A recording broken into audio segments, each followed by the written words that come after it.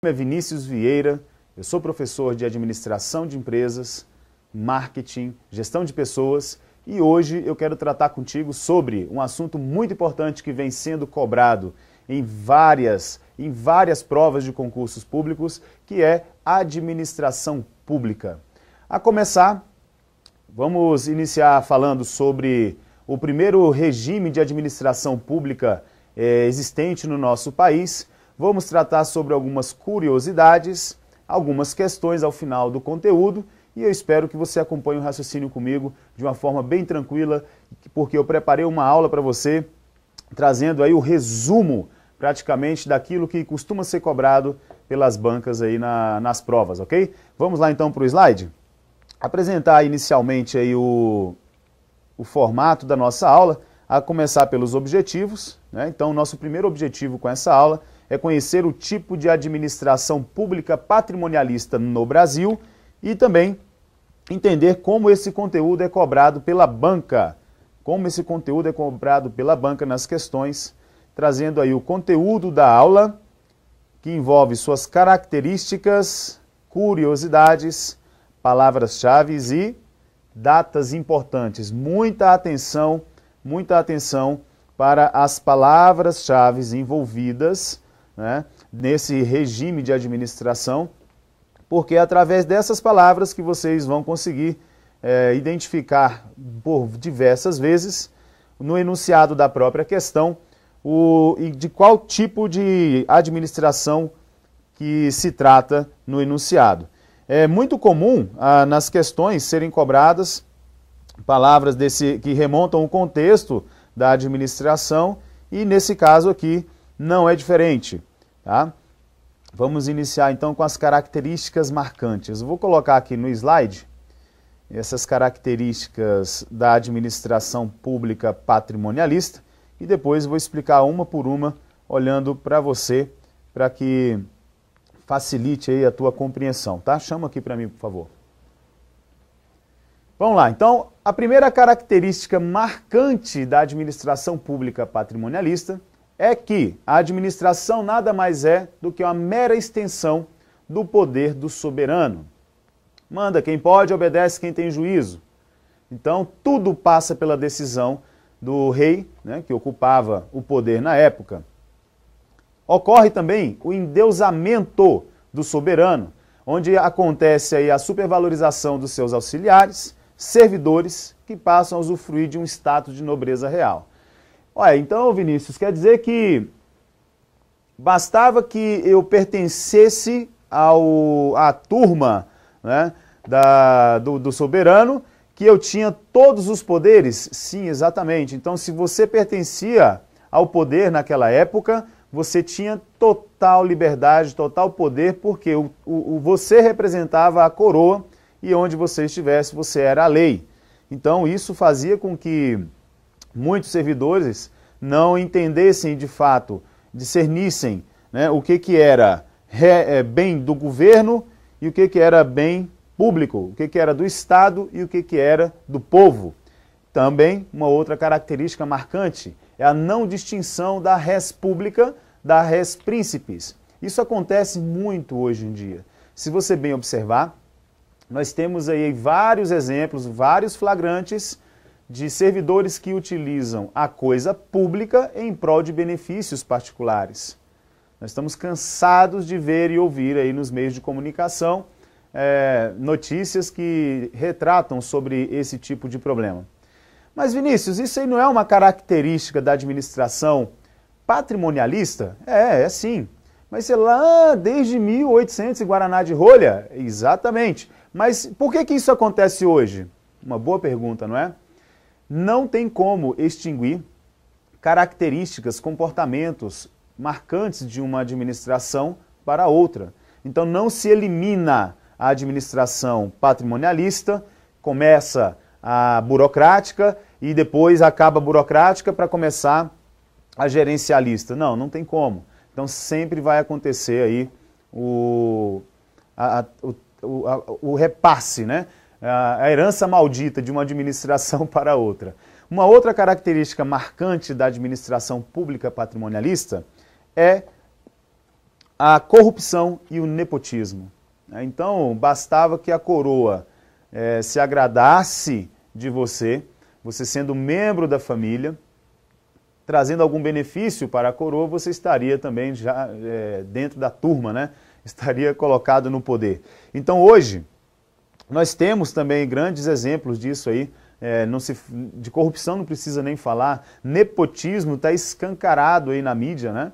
Onde o nepotismo se caracteriza por você que você que está no poder, coloca uma outra pessoa que é do teu convívio, da tua família, teu primo, aí coloca tua cunhada, coloca teu irmão, coloca tua sogra, vai colocando, enchendo a máquina pública de pessoas da tua família, porque assim assim se julgava na época que eram pessoas de confiança. Eram pessoas de confiança. E um caso interessante, quando você aprofundar um pouco mais os seus estudos em relação à administração patrimonialista, você vai observar que grandes cargos de extrema importância para a coroa, eram destinados às pessoas com um grau de proximidade, né, maior. Por exemplo, se eu quero ter uma pessoa para coletar os meus impostos, e fazer toda essa contabilidade, eu coloco meu irmão. Só que tem um detalhe, sabemos que o ser humano é corruptível e ficava muito difícil de fiscalizar se essa pessoa estava fazendo a coleta correta ou não dos impostos, porque o que era repassado para a coroa não existia um controle. Muita atenção para essa palavra, controle, não existia controle, era uma desorganização total. Então as pessoas agiam muito, os servidores, né, da época, agiam muito em prol dos interesses particulares, porque ele tinha o poder nas mãos.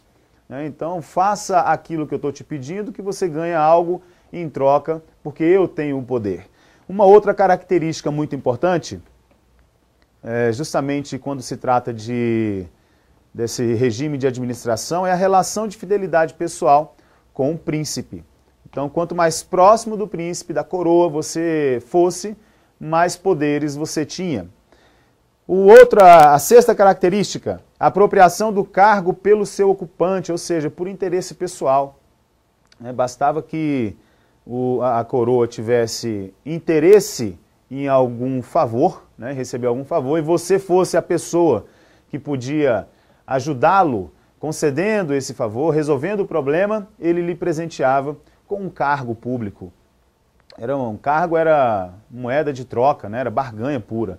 Então a administração, no caso da sétima característica aí, é um amontoado de cargos, justamente por isso. Porque a coroa precisava e queria tantos favores que a contrapartida, o pagamento por esses favores eram de fato aí um cargo, né? Bastava que você agradasse a coroa para você ter um cargo em troca. Voltando ao slide aí, dando continuidade, nós temos aí os cargos como moeda de barganha, e aí duas curiosidades bem interessantes, onde os cargos são considerados prebendas e sinecuras. Então, sinecura significa sem cuidado, ou seja, não tem muito esforço em um cargo público, e de fato não tinha, né? Você, para exercer assumir um cargo público, você não tinha tanto esforço assim, bastava agradar a coroa que você estava dentro.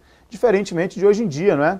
Hoje em dia são várias horas de estudo durante dias, meses e até anos para você buscar aí uma aprovação para ocupar um cargo, levando em consideração todo um novo formato de administração que existe, né? E prebenda também traz o conceito de ocupação rendosa e de pouco trabalho. Volta aqui para mim. Você quer passar num concurso público. Por quê? Tenho certeza que você pensou nisso que eu acabei de falar. Tenho certeza que passou na tua cabeça, na tua mente aí, sobre a prebenda. Exatamente. É a sensação de ocupar um cargo que te traga uma estabilidade, sem ter que trabalhar muito, né? Você exerce uma função pública sem ter que trabalhar muito. Mas eu faço um alerta para você que está entrando agora, você que está me assistindo, doido para passar numa prova, num concurso, Cuidado, as coisas estão mudando muito rapidamente. Hoje a administração pública busca a gestão por competências e de competências. Então você, de fato, ao ingressar no serviço público, que eu espero que você passe nessa prova, né, você já vai encontrar um formato de administração meio que parecido com a iniciativa privada hoje em dia, tá certo? Então são duas palavras-chave, sinecura e prebendas, que costumam cair em questões e muitas pessoas, por desconhecerem os seus termos, acabam marcando errado uma questão. E aí eu espero que você não erre de acordo com essas informações passadas no slide. Voltando lá no slide, falar nele, nós temos aí agora uma questão só para amaciar aí o teu ego e o meu também. Vamos lá. O estado patrimonialista é aquele em que a propriedade individual é concedida pelo Estado? Então essa prova caiu no concurso TCU 2011, a banca foi o CESP. E aí, o que você acha?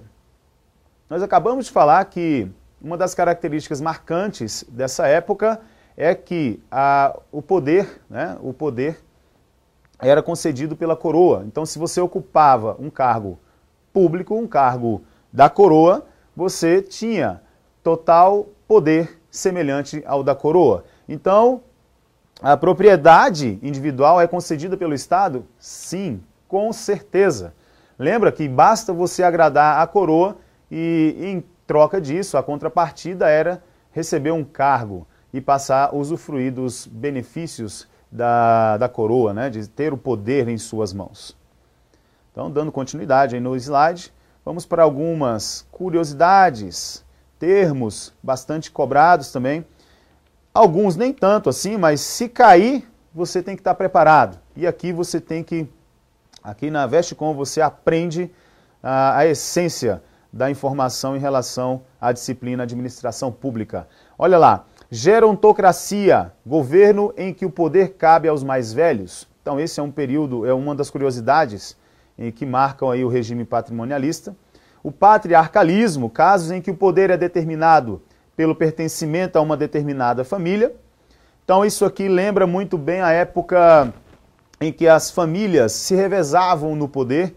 Lá na frente eu vou falar um pouquinho mais sobre esse tópico. Sultanismo, forma de dominação na qual está calcada o arbítrio livre do governante, munido de um aparato administrativo próprio para fazer valer suas ordens. É um regime de governo autoritário, onde o governante está presente em todas as instâncias de poder.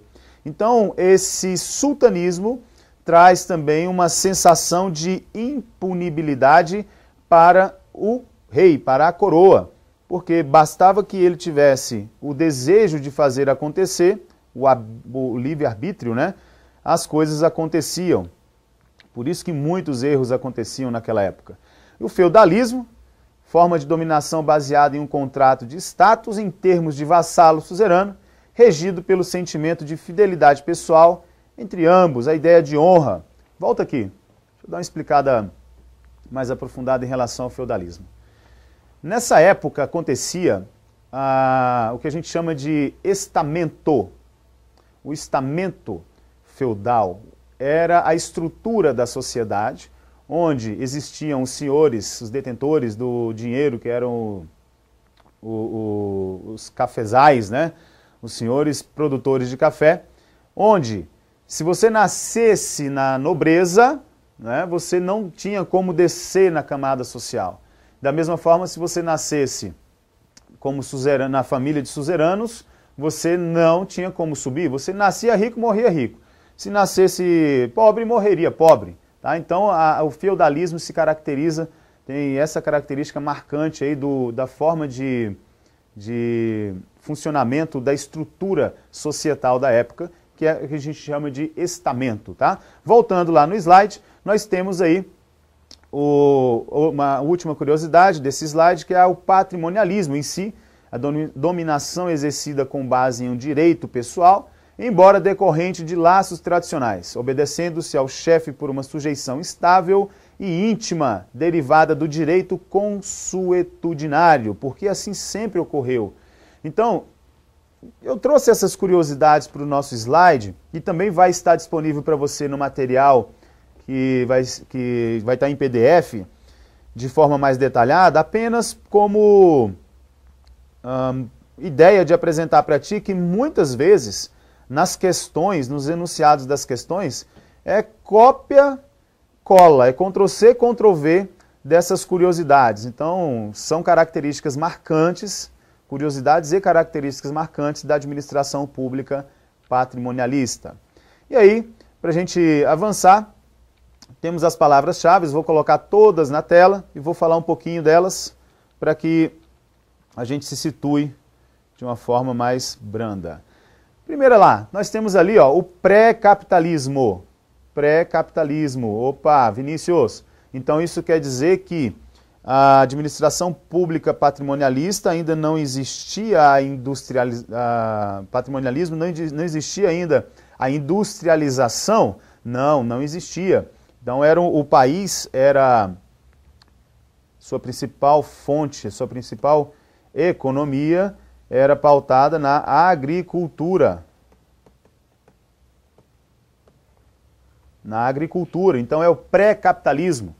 E você verá também daqui a pouco sobre o surgimento do capitalismo aí, as datas marcantes sobre o capitalismo e mais especificamente sobre a transição, a grande reforma administrativa, onde passa-se a utilizar uma outra forma de administração no nosso país.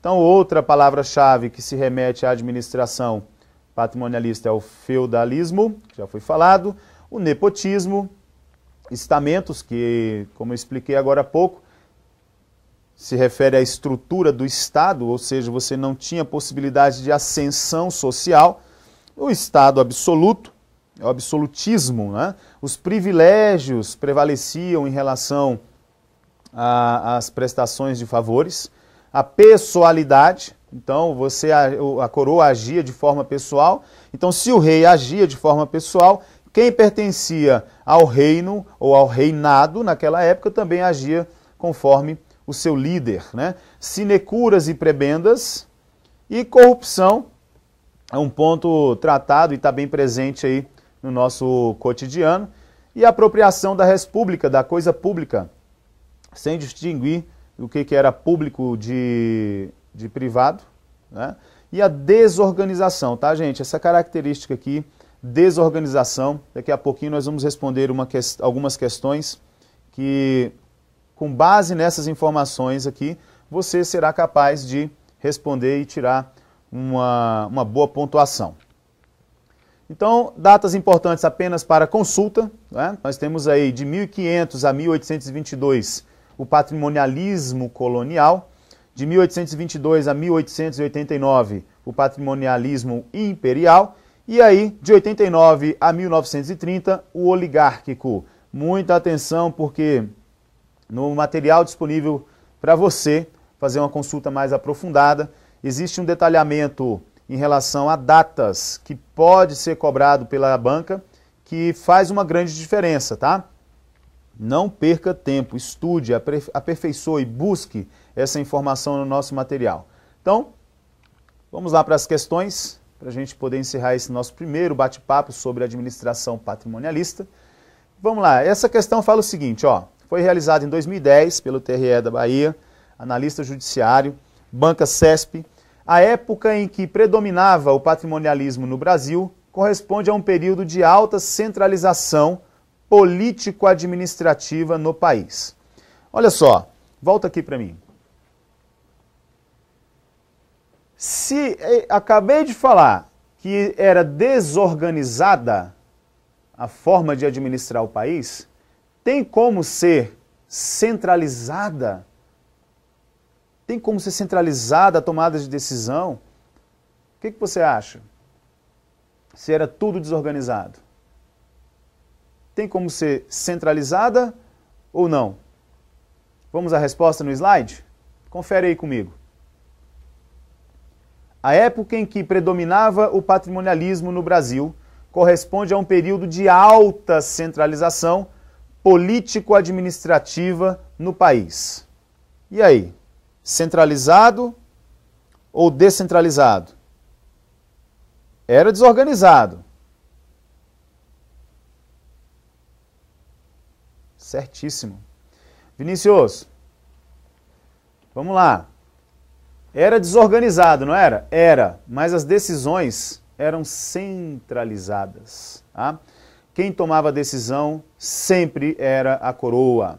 Né? As pessoas que ocupavam os cargos públicos não tomavam decisões em determinadas demandas por conta, tinha que ser passado para a coroa definir. Segundo, nós temos aí os desafios da administração pública contemporânea relacionam-se diretamente à quebra de paradigmas e conceitos pré-estabelecidos sobre a gestão organizacional. A constante troca de conhecimento entre a esfera pública e privada é essencial para garantir a constante evolução dos sistemas organizacionais. Com relação a esse assunto, julgue o item a seguir. A erradicação do patrimonialismo no Brasil aconteceu... Opa! Volta aqui, volta para mim. Volta aqui para mim. Acompanha aí no teu slide, hein? A erradicação do patrimonialismo no Brasil aconteceu com a reforma administrativa... Não, pera lá. Acabei de falar agora no início da aula que não tem como extinguir práticas de uma administração para outra. Então, voltando ao slide, essa questão já está errada a partir do começo. A erradicação do patrimonialismo. Então não se erradica. Vamos lá então. Dando o gabarito aí. A erradicação do patrimonialismo no Brasil aconteceu com a reforma administrativa de 1930? Não tem como erradicar, né? Que instituiu o modelo de administração burocrática na gestão governamental brasileira. Não, beleza. Aconteceu aí a reforma administrativa em 1930, mas não tem como erradicar práticas, características de uma administração para outra 100%. Tem como combater algumas, como nós veremos daqui a pouco. Terceira questão. As características da administração pública patrimonialista incluem gestão por resultados, poder racional legal e tecnicismo, nepotismo, clientelismo e não separação entre público e privado, não separação entre público e privado, tecnicismo e paternalismo, paternalismo, patrimonialismo e formalismo. E aí? Gestão por resultados, de fato, não é uma característica da administração pública patrimonialista. Não é? Nós já vimos aqui que o resultado era o que menos importava para eles, a não ser que fosse em benefício próprio. Então, a letra A eu já posso descartar. Nepotismo, opa, palavra-chave, característica marcante da administração patrimonialista. Clientelismo e não separação entre público e privado. Bom, muito bom. Vamos ver a letra C. Não separação entre público e privado. E tecnicismo. Tecnicismo, de fato, não é uma característica do patrimonialismo. Poder racional legal. Já está errado aqui também, não é. Racional legal é uma característica da administração pública burocrática. Paternalismo, patrimonialismo e formalismo. Paternalismo e patrimonialismo tudo bem, mas formalismo não. Então nada era formal. Então levando a gente a marcar aí a questão correta como sendo a letra B. Muito boa essa questão, né? Dá para trabalhar bastante esse conceito que foi explicado nessa aula até o momento. Então mais uma questão, nós temos aí, considerando as principais abordagens da administração e a evolução da administração pública no Brasil, julgue o item a seguir. No modelo de administração pública patrimonialista, os servidores públicos possuem status de nobreza real, olha aí, possui status de nobreza real, e os cargos funcionam como recompensas, o que contribui para a prática do nepotismo. Certíssimo. Tá vendo? Então, o nível das questões, essa é uma questão aí de 2013, já vem tratando desse tema, com essas palavras-chave e esses conceitos, somado ao material que nós temos aí para disponibilizar para você, e também as dicas que serão dadas, você vai conseguir realmente absorver todo o conteúdo de uma forma prática, útil e principalmente relevante para os seus estudos e resultados nas provas, tá certo? Então, até o próximo tópico, onde nós vamos falar sobre a administração pública burocrática e suas características. Bons estudos e até daqui a pouco. Valeu!